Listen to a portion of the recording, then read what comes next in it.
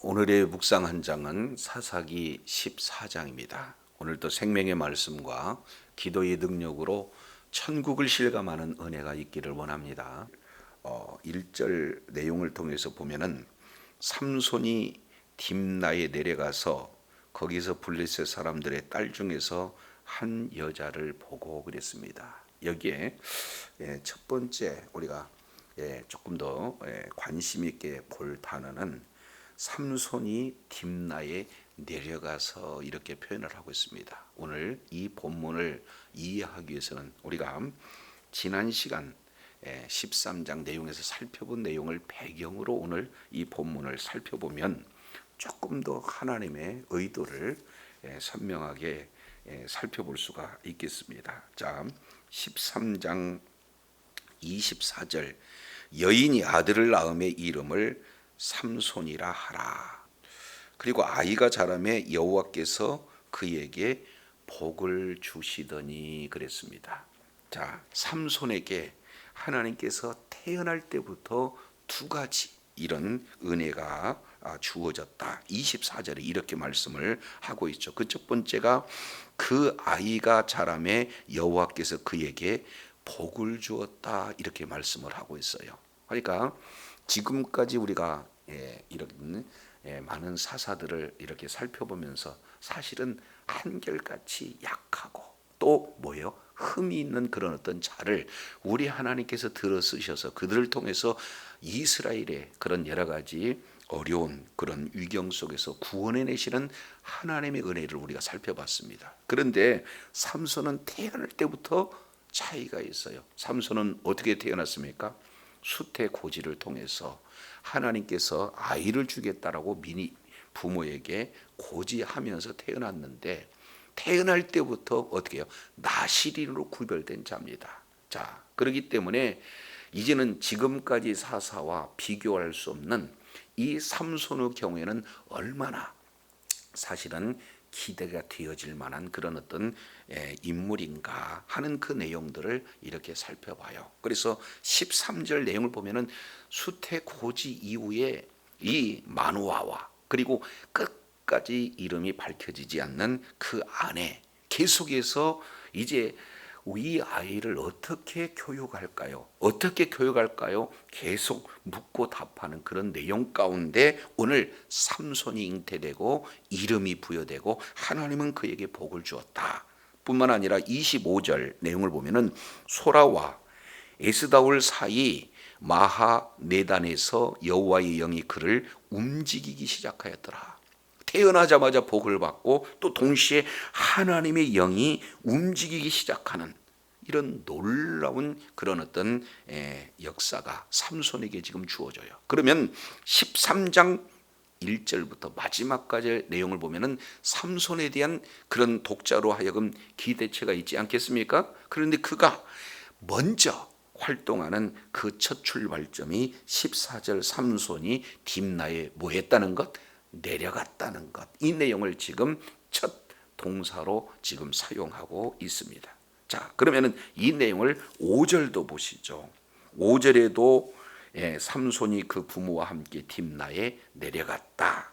그리고 7절 내용도 그가 내려갔다. 그리고 뒤에 8절 이 내용을 통해서도 보니까 이제 그가 다시 내려갔다. 그러니까 내려갔다는 이 내용을 계속해서 반복 이렇게 기록하고 있는 것을 볼 수가 있어요. 자, 그런데 이 내려갔던 이가 마지막 19절 내용을 통해서 보면은 여호와의 영이 삼손에게 크게 임함에 삼손이 아스글론에서 내려가서 그곳 사람 30명을 쳐주고 노력하여 수수께 깊은 자들의 옷을 주고 심히 노하여 아비 집으로 또 뭐 했다요? 올라갔다. 지금 이렇게 말씀을 하고 있습니다. 그래서 19절도 내려갔다라는 그런 의미의 반대로 올라갔다라고 하는 이 단어를 대비해서 지금 기록하고 있습니다. 그래서 19장 처음에는 내려갔으나 마지막에는 올라가는 이런 어떤 구조가 되어 있어요. 이 내용을 우리가 가만히 이렇게 살펴보게 되어지면은 단순하게 지역적인 그런 어떤 지리적인 그런 이 고도 영향으로 높낮이 때문에 내려갔다 그 의미는 아니거든요. 그러면 이 내용은 무슨 의미입니까? 하나의 그 내면적인 내려감입니다. 다른 말로 그 신앙의 상태, 영적인 상태를 잘 보여주고 있는 단어가 내려갔다. 이렇게 말씀하고 있습니다. 우리가 계속해서 사사기 내용을 통해서 보면은 그 시대는요, 어떻게 해요? 영적으로 암흑의 시대입니다. 하나님을 왕으로 이렇게 하나님의 통치를 받는 그런 시대가 아니라 자기가 왕의 자리에 있어서 자기 소견에 오른 대로 행했던 그 시기, 그 내용을 내면적으로 보여 지금 아주 내려간 그런 어떤 신앙의 모습을 이런 지금 표현을 통해서 이렇게 살펴볼 수 있게 되어집니다. 그러면은 그 내려가는 이 곳은 어떤 곳입니까? 내용을 보면은 자 14장 2절 이 내용을 통해서 보면은 잘 이렇게 보여진 단어가 또 있어요. 자 1절 2절에 반복되는 단어죠. 삼손이 딥나에 내려가서 거기서 블레셋 사람의 딸들 중에서 한 여자를 뭐하고 보고, 그래서 여기에서 내려가서 이제 이렇게 거하는 그 지역에 뭐가 보이느냐, 여자가 보인다라는 내용을 볼 수 있어요.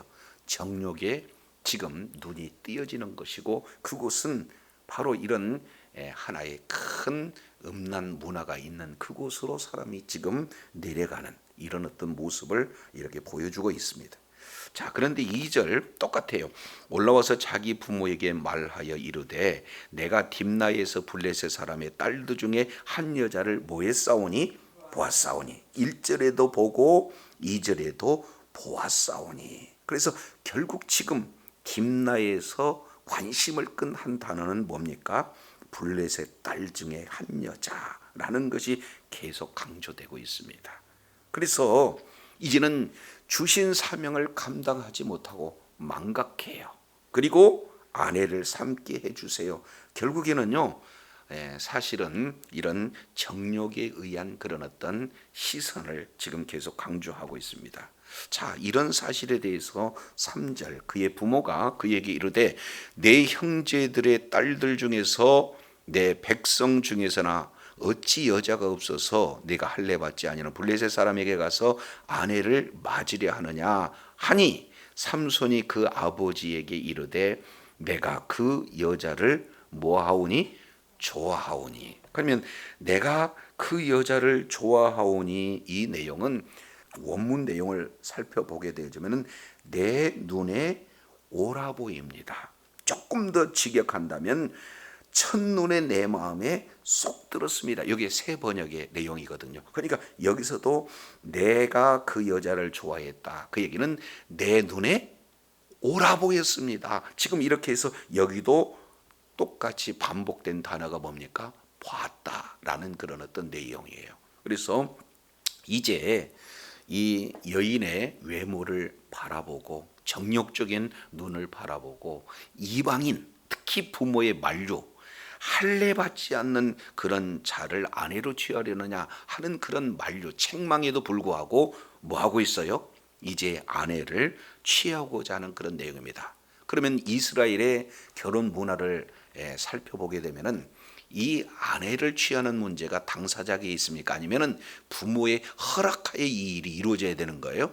그런데 부모님의 허락을 득하지 않고 본인이 지금 아내를 취하고자 하는 그런 내용은 바로 정욕을 위한 그런 어떤 결혼임을 이렇게 잘 드러내고 있는 것을 볼 수가 있습니다. 그래서 1절에서 지금 3절까지 이 내용을 통해서 보면은 내려간 그 장소가 바로 이런 정욕으로 가득 차 있는 그런 어떤 장소임에 틀림이 없다라는 것을 볼 수가 있어요. 자, 그래서 이제 신앙이 내려가고 그리고 여러 가지 하나님께서 이렇게 부여해 주시는 그런 사명을 감당하는 그런 어떤 그 의지가 내려가고 여러 가지 내려가는 이 내용은 영적인 연약함을 내려간다 이렇게 말씀을 하고 있습니다. 이 내용을 신약성경 사도 바울은 골로새서 3장 1절에 이렇게 표현하고 있죠. 그러므로 너희가 그리스도와 함께 다시 살리심을 받았으면 위의 것을 찾으라. 거기는 그리스도께서 하나님 우편에 앉아 계시느니라. 우리는 이 땅의 삶의 가치보다도 하나님 나라의 가치를 바라보도록 우리 주님께서 구원의 은혜를 이렇게 주셨어요. 그러니까 구원받는 우리는 이제 아랫 것을 취하지 아니하고 뭐요? 위의 것을 취하는 그런 자들이다. 그래서 골로새서 3장 2절에는 위의 것을 생각하고 땅의 것을 생각하지 마라. 왜냐하면 이는 너희가 죽었고 너희 생명 그리스도와 함께 하나님 안에 감추었습니다. 그러니까 결국 이제 우리의 시선은 아래가 아니는 어디요? 위를 두는 거예요. 이 세상의 가치가 아니는 하나님의 나라의 가치를 둬야 된 거죠. 그런데 지금 삼손은 사실은 내려갔다라는 이 단어를 통해서 지금 하나님이 원치 않는 그런 어떤 시선을 지금 이렇게 잘 이렇게 보여주고 있다 하는 것을 우리가 살펴볼 수가 있습니다. 이제 하나님의 시각으로 바라보느냐 아니면 내 시각으로 바라보느냐, 어떤 기준으로 바라보느냐, 이거 매우 중요한 게 아니겠습니까? 그래서 이제 삼손처럼 하나님께서 민족을 구원하기 위해서 세운 택한 이런 사사의 경우는 봐야 할 그런 대상의 옳고 그름을 분별할 수 있는 그런 은혜가 있어야 됨에도 불구하고 지금 정욕의 눈으로 바라보는 이런 모습을 우리가 살펴볼 수가 있어요. 이것이 바로 우리들에게 주어지는 내용이죠. 우리가 바로 어떤 시각을 가지고 바라볼 것인가, 그리고 이런 바라볼 때 어떠한 분별력을 가지고 바라볼 것인가, 내 정욕을 위한 눈으로 바라볼 것인가, 하나님이 주신 그런 사명을 감당하기 위한 그런 시선으로 이렇게 바라봐야 될 것인가, 이 부분을 삼손의 모습을 통해서 우리에게 적용해 볼 수 있는 내용이죠. 자, 이제 4절입니다.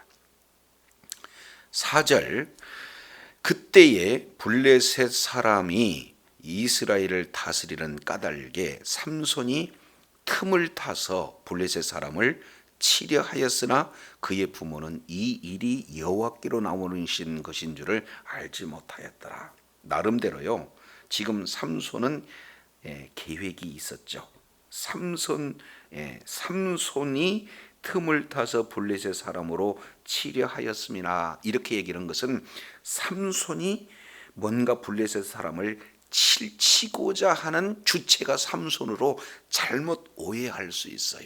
그런데 원문 내용을 통해서 보면은 하나님이 삼손으로 블레셋 사람을 치려 하였음이나, 이것이 바로 원문에 가까운 해석이죠. 그러니까 여기에는 이 정욕의 눈을 바라보고, 그리고 이제 위의 것보다는 아래 것을 향하는 그런 삼손의 그 약점이 있음에도 그 약점을 통해서 하나님은 그 약점을 선용해서 뭐예요? 블레셋을 치려고자 하는 하나님의 놀라운 계획, 섭리가 이 속에 담겨져 있어요. 근데 이런 사실을 삼손도 몰라요. 부모도 몰라요. 그래서 4절 하반절 내용을 통해서 보니까 그의 부모는 이 일이 여호와께로부터 나온 줄을 알지 못하였다. 지금 이렇게 표현하고 있습니다. 우리는 다 약점이 있는 그런 자들이죠. 그리고 이제 하나님이 보시기에 그런 하나님의 보시기에 합당한 하나님의 뜻을 이루기를 원하지만 또 연약해서 정욕적인 그런 생활을 할 수 있는 연약함이 있어요. 그럼에도 불구하고 그 연약함을 통해서 하나님은 선용해서 하나님의 뜻을 이루시기 위한 하나님의 원대한 계획이 있다라는 사실을 지금 여기서 잘 이렇게 보여주고 있는 것을 봅니다. 그러니까 하나님께서는 하나님의 수준에, 아니 삼손의 수준에 맞게 약하지만 그것조차도 우리 주님께서 지금 사용하고 계시는 그런 어떤 내용들을 이렇게 살펴볼 수가 있습니다. 자, 이런 상태에서 5절입니다. 5절, 삼손이 그의 부모와 함께 딥나에 내려가 딥나의 포도원에 이른즉 젊은 사자가 그를 보고 소리를 지는지라. 이제 하나님의 사실은 말씀에 불순종하는 그런 어떤 상황 속에서 지금 어디로 내려갑니까? 딥나로 내려가는데, 왜 하필이면 딥나로 내려가는데 어디를 거쳐가요? 포도원을 거쳐가요. 이유가 없습니다. 여기서는 지리적인 이 내용을 통해서 보면은요, 딥나와 딥나 포도원 이 내용을 통해서 보면은 비껴간 그런 거리예요. 그러니까 이것은 일부러 그 속에 포도원에 들어갔다라고 볼 수밖에 없는 그런 상황이에요. 그러면 이 삼손의 경우에는 나실인, 그 나실인에 금지할 세 가지 사항 중에 뭐가 있습니까? 포도주를 멀리하라는 것. 그런데 일부러 포도주에 이렇게 진행을 했다. 이 내용은 이제 삼손이 마땅히 가서는 안 되는 장소를 능동적으로 스스로 찾아가고 있는 이런 내용이기 때문에 하나님의 말씀에 불순종하는 그런 상황이 되어지죠. 자, 그랬을 때 사자가 지금 임하고 있는 것을 볼 수가 있어요. 여기서 어린 사자는 젊은 사자는 무슨 사자입니까? 아주 최상의 강력한 그런 힘을 유지하고 있는 그런 사자를 지금 만나 있는 그런 어떤 상태가 되어지는 겁니다. 자, 이제 사명을 감당하기도 못하고 죽을 그런 위기에 처한 그런 상황이잖아요. 그랬을 때 지금 뭐가 임해요? 14장 6절 내용을 보니까 여호와의 영이 삼손에게 강하게 임하니 이렇게 말씀을 하고 있어요. 자, 그래서 이제 손에 아무것도 없습니다. 그럼에도 불구하고 그 사자를 염소 새끼 찢는 것처럼 찢었습니다. 그것을 그 행한 일을 부모에게 고하지 않았다. 지금 이렇게 표현을 하고 있는 거죠. 결국에요, 나실인으로서 이제 지켜야 할 그런 금령을 어기는, 그래서 하나님의 그러한 말씀에 불순종한 가운데 사실은 젊은 사자가 나타난 것은 하나의 경고다, 이렇게 볼 수 있어요. 그러나 사명을 감당하기 위해서 이제 내 힘이 아닌 하나님의 그 능력이 얼마나 주어졌는가 하는 그 내용을 잘 보여주고 있죠. 사자를 찌를 수 있는 이 힘은 사람의 그런 힘이 아니다. 이것은 원천은 하나님의 성령으로 지금 임한 능력으로 되어졌다는 것을 지금 이 삼손에게 보여주고 있는 거예요. 그런데 여전히 그의 자리는 7절 내용을 통해서 보니까 어떤 상태입니까? 그가 내려가서 그 여자와 말하니 그 여자가 삼손의 어디에 들었다? 눈에 들었다. 계속 문제는 뭐가 되는 겁니까? 눈이에요. 하나님의 시선과 이제 마주 보는 그런 눈이 아니라 정욕적인 눈이다. 그래서 이제 그 여인을 계속해서 주목하는 그런 눈이 되어지는 거예요. 하나님의 영이 임함에도. 자, 그러니까 하나님이 영이 임하면 사사는 대부분 어떻게 합니까? 그 영이 임함으로 말미암아 구원하는 일을 하는데 13장 25절에 하나님의 영이 임하니까 블레셋 땅으로 내려가 버립니다. 그리고 하나님의 이 영이 임했을 때는 잘못된 자리, 지금 포도원에 들어가는 그런 자리에 하나님의 영이 임하는 이런 어떤 내용을 볼 수가 있어요. 그러니까 하나님의 영이 아니고는 삼손을 컨트롤할 수 없다 하는 그런 눈으로도 우리가 지금 살펴볼 수 있는 그런 상황이에요. 자, 그런데 14장 8절 보실까요? 얼마 후에 삼손이 그 여자를 맞이하려고 다시 가다가 돌이켜 그 사자의 죽음을 또 뭐예요? 본즉 그랬습니다. 그러니까 1장에서는 내려갔다. 그리고 또 뭐예요? 봤다. 이 내용을 계속 지금 반복해서 강조하고 있는 내용이에요. 이것은 바로 거기에 취하고자 하는 그런 자리, 그리고 그의 시선을 지금 하나님이 원하는 그런 장소와 시선에서 지금 대비되는 그런 어떤 모습을 계속 강조하고 있는 그런 어떤 모습을 봐요. 자, 그런데 8절 보겠습니다. 하반절. 그 사자의 죽음을 본즉 사자의 몸에 벌떼와 꿀이 있는지라. 그래서 손으로 그 꿀을 취하여 행하여 먹고 그랬습니다. 그러면은 이제 나실인으로서 지켜야 할 이런 금령 세 가지 내용 가운데 첫 번째는 어겨버렸잖아요. 그리고 두 번째 내용을 통해서 보니까 이런 부정한 시체를 접촉하지 말라 하는데 오히려 어떻게 돼요? 접촉 수준이 몰라서 그런 게 아니라 손으로 직접 취하여 행하며 먹고 이렇게 얘기하고 있습니다. 이것은 의지를 가지고 어기는 이런 어떤 모습을 그대로 볼 수가 있어요. 자, 이게 지금 나시린으로서 지켜야 할 그 금령 두 번째를 어기고 있는 그런 어떤 장면이에요. 근데 문제는요, 9절 보세요. 그 부모에게 이르러 그들에게 그것을 드려서 먹게 하였으나 자기만 부정이 되는 것이 아니라 뭐예요? 그 부모도 부정하게 만드는 이런 내용. 그러나 이 사실을 알리지는 않았다. 지금 이렇게 표현을 하고 있습니다. 자, 이어서 10절에서 20절까지 이 내용은 이제 삼손의 그런 결혼 잔치에 대한 내용 가운데 또 다른 신기한 그런 어떤 일들이 이루어지는 것을 볼 수가 있습니다. 자, 10절이에요.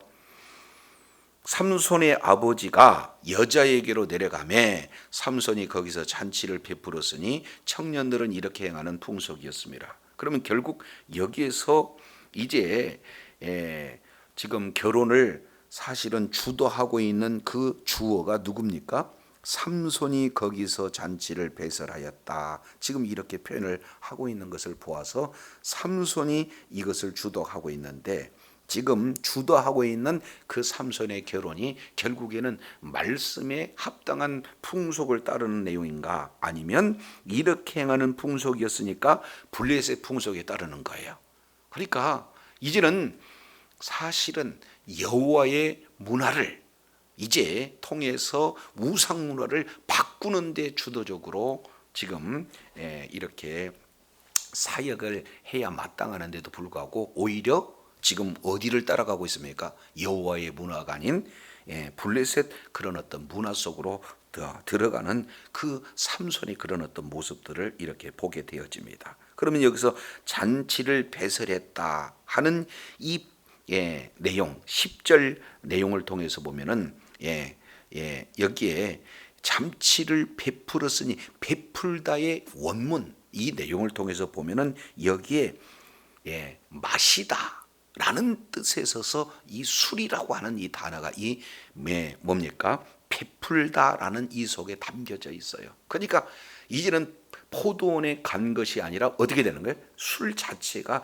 잔치에 풍성하게 임했다. 철저하게 지금 하나님의 말씀을 어기는 그런 장면이 계속되고 있는 것을 볼 수가 있어요. 자, 그러면서 이제 삼손이 12절 내용을 통해서 보니까 자기에게 이렇게 상상할 수 없는 힘이 있다는 사실을 이제 사자를 죽이는 사건을 통해서 알았어요. 그래서 그러한 내용을 가지고 죄를 짓는데 지금 악용하고 있는 그런 내용입니다. 조금 더 엄밀히 표현한다면 힘자랑의 내용이 12절에 소개가 되고 있어요.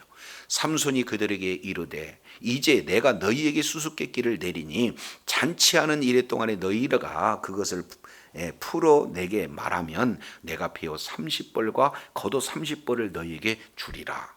이 내기가요 굉장한 제한이 되어지는 거예요. 왜냐하면 여기서 배옷이라고 하는 것은 일상적인 옷입니다. 그런데 겉옷은 예복이에요. 굉장히 뭐예요? 값이 나가는 그런 내용입니다. 그때 당시에 옷은 재산의 그런 어떤 덕목에 해당이 되어지는 거기 때문에 이게 굉장한 내기가 되어지는 거죠. 그래서 그들이 받아들입니다. 수수께끼 내용은 14절에 먹는 자에게서 먹는 것이 나오고 강한 자에게서 단 것이 나왔다. 이것을 3일 동안 이렇게 풀지 못했다. 지금 이렇게 말하고 있는 거예요. 자, 그러니까 시간 속에서 이제 15절 7일이 됐습니다. 그래서 그들이 삼손의 아내에게 이제 술수를 지금 하고 있는 거죠.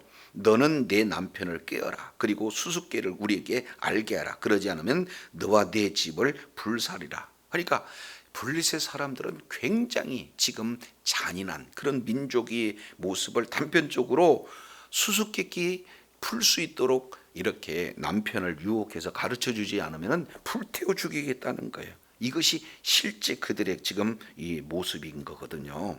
자, 그래서 16절 삼손의 아내가 계속해서 웁니다.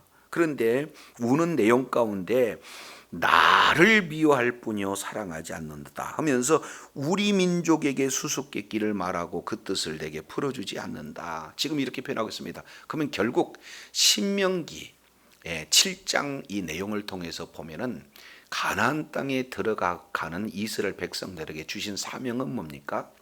우상을 다 멸하라는 거예요. 그리고 그 땅에 아내를 취하지 말라. 왜 그렇습니까? 아내를 단순하게 취하지 말라는 것은 그 머릿속에 우상 문화로 가득 차여 있던 그런 지식으로 충만하기 때문에 이제 우상 문화에 이제 오히려 치게 된다. 그런 의미예요. 그러니까 지금 이 삼손이 눈에 보기에 좋아한 여인과 결혼을 이뤘지만 그 여인은 온통 자기 민족, 우상 민족으로 가득 찬 그 생각으로 지금 가득 차서 지금 남편을 계속해서 유혹하고 있는 그런 모습이잖아요. 자, 그래서 별 수 없어요. 17절 7일 잔치 동안에 그 아내가 앞에서 울며 그런 아주 이렇게 계속해서 요구하니까 자 17절 하반절 그 아내가 그것을 그 민족에게 뭐 했어요? 고하였더라. 그러니까 16절에 우리 민족 17절에 그 민족. 그러니까 결국 이 지금 딥나에 있는 이 여인은 삼손을 사실은 사랑하기보다는 뭐예요? 지금 현재 배신하고 있는 이런 어떤 모습들을 볼 수가 있어요. 이건 사랑의 진정한 사랑의 관계다 이렇게 볼 수가 없습니다. 그래서 18절 이제 꿀과 그리고 사자에 대한 이런 내용들을 이렇게 말하고 있습니다. 여기에 사실은 아주 이런 문학 구조에 아주 대칭 병행 구조라고 하는 이런 어떤 문학 구조가 연결이 돼요. 14절과 18절 먹는 자에게서 먹는 것이 나오고 지금 세 단어가 지금 이렇게 구체적으로 반복되고 있는 거예요. 먹는 자에게서는 먹는 것이 나오고 세 단어, 강한 자에게서는 단 것이 나왔느니라 세 단어. 그런데 이 자체가 사실은 해석을 해주고 있는 그런 구조죠. 그래서 먹는 자는 강한 것, 먹는 것은 단 것, 그리고 나오고 같은 그런 의미가 되어지는 거죠. 그것을 그대로 풀었어요. 그래서 18절 무엇이 꿀보다 다느냐, 무엇이 사자보다 강하느냐. 그래서 이제 같이 병행 구절을 통해서 이 답을 이렇게 드러내게 됩니다. 그런데 삼손이 자기 경험에 의한 자기만이 알고 있는 그런 수수께끼 때문에 사실은 알아서는 안 되는 그런 내용을 알았다는 것은 삼손이 지금 뭐라고 하는 거예요? 아주 문학적으로 표현을 하고 있어요. 내 암송아지로 밭 깔지 아니었다면 나의 수수께를 너희가 능히 풀지 못하였으리라. 결국 아내를 부추겨서 알아낸 거 아니겠느냐. 이게 되니까 19절 다시 뭐가 나와요? 하나님의 영이 크게 이렇게 임하합니다. 그리고 삼손이 아스글론에 내려가서 그곳 사람 30명을 쳐 죽였습니다. 그리고 수수께끼를 푼 자들에게 옷을 주고 심히 노하여 아비 집으로 돌아갔다. 이렇게 표현을 하고 있습니다. 결국 20절 삼손의 아내는 삼손의 친구가 됐던 그 동문에 죽게 된 거죠. 가정 파탄입니다. 그러면은 자기 자신은 나시른으로서의 그런 금령들을 철저하게 지금 어기고 있는 거예요. 여기서 보면은 사람을 죽였습니다. 시체죠. 근데 시체에서 직접 뭐예요?